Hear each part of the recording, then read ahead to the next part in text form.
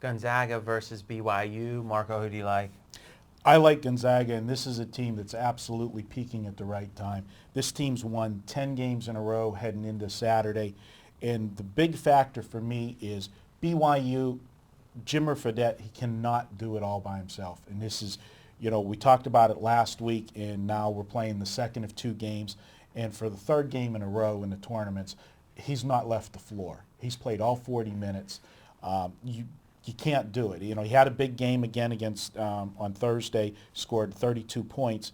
But a good analogy of this is without Brandon Davies that they suspended, this team doesn't have that balance that they need. You can't rely on one person. And it looks great to see the big numbers put up, but think back to the NBA for a comparison. And there was always been stats like with Kobe Bryant of what the Lakers' record is when he scores 40 or more and what they are when he scores less than 40.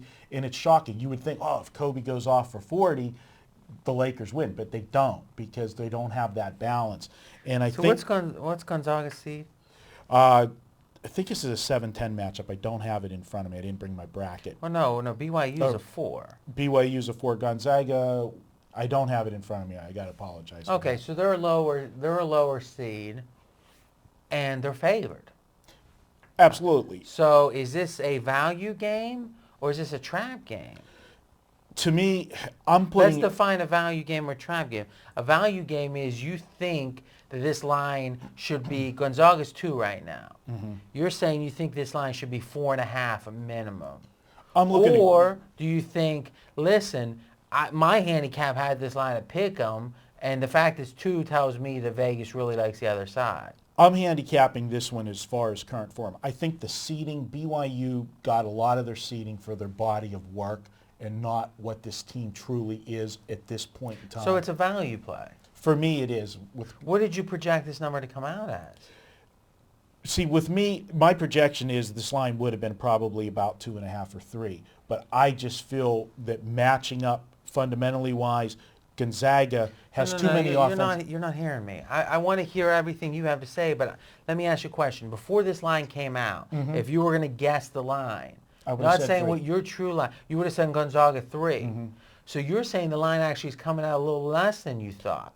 Just a hair, because BYU, again, you've got a player that everybody knows. This is one kid that,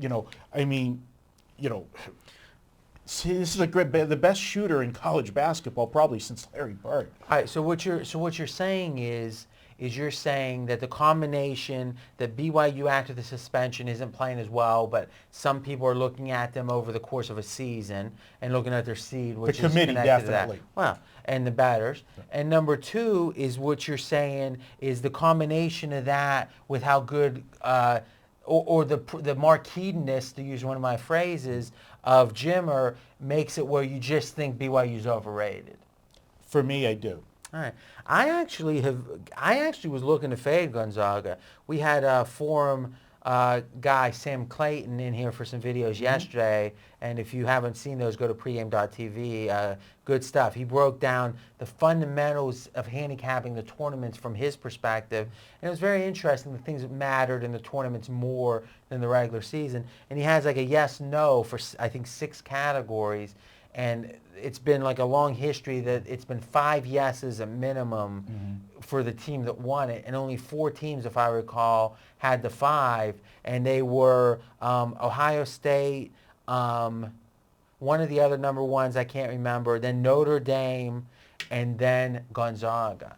So it made me take a double look at Gonzaga. Clearly they had an impressive win against St. John's.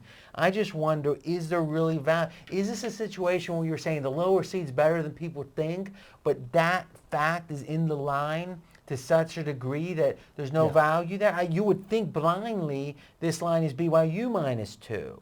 If you look at the seedings, yes. But, I'm looking, like you said, I'm looking at current form. So you're saying that 4-point swing, and then there's still 2.5 more points. I do. No, I'm just trying to, because sometimes what happens is you'll say, hey, it's like if you're going into drafting in a fantasy league, and you're thinking, oh, I think the 4th best back out there, I think he's the 1st best back. Now, but if lo and behold, he's bid up to the highest price, now there's no value in him anymore. I think some people get in a trap of thinking Gonzaga's better than people think, but if Vegas agrees that they're better than people think, then where's the value at? But you're saying there's even more value. Yeah. I keep saying fundamental, and here's what I'm going to talk about. Gonzaga likes to move the ball up the floor.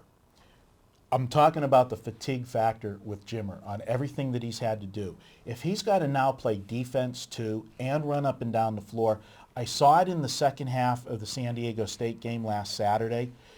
Jimmer, one of the best pure shooters in the world, at the end of the game, missed 3 foul shots. This guy never misses foul shots. He missed 3 foul shots at the end of the game. When you're missing shots like that, you're a guy, you always tell me how good you shoot, your legs. Well, you've seen it. I haven't seen it. I've only heard about it. So we'll go on the court. We'll go on the court again. Jesus Lord. Listen. We'll play horse and spot me a couple letters. That'd be the best bet I ever made. Go ahead. Go ahead. But you got to admit, if a shooter's tired, his legs go, and that's where the fatigue factor is. And what I saw for that in that game is going to be more so in this game because San Diego State doesn't move the ball up and down the floor at the pace that Gonzaga does. So, and plus, though it's not the same as the conference tournament back to back to back, but having only one day off between these games, I think you look to fade BYU on the second. There's weekend 1, weekend 2, weekend 3. If they make it, they're going to be better off on the first day than the second day. Absolutely. So all of that said, I've got Gonzaga. You got a team peaking at the right time. You got playing a team that I feel was not as good as the record indicates because of that suspension.